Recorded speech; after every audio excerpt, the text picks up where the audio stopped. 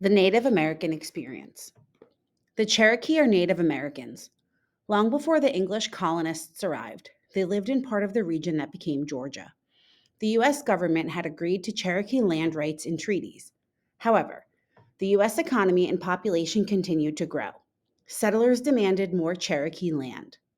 Andrew Jackson became president in 1829. That same year, gold was discovered in Georgia. Settlers already wanted the Cherokee lands in Georgia. Then, a gold rush began.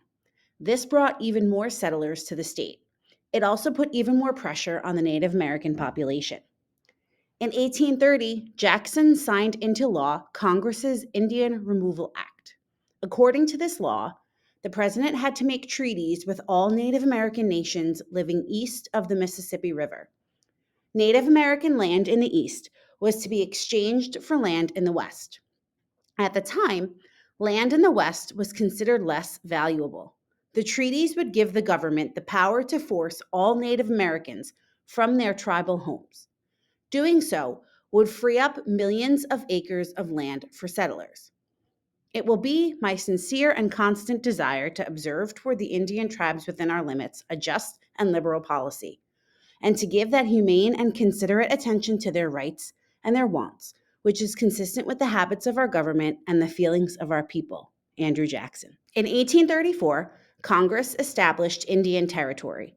This was originally described as land west of the Mississippi River. This land was not already part of the states of Missouri or Louisiana or the territory of Arkansas. The land set aside as Indian Territory was later limited to only a section of present day Oklahoma. The rest of the territory was open to settlers as the Territory of Oklahoma. Native Americans were granted control of their land and were forced to move there. Read this quotation from a speech by President Andrew Jackson. It will separate the Indians from immediate contact with the settlements of whites, enable them to pursue happiness in their own way and under their own rude native institutions, will retard the progress of decay, which is lessening their numbers, and perhaps cause them gradually, under the protection of the government and through the influences of good counsels, to cast off their savage habits and become an interesting, civilized, and Christian community.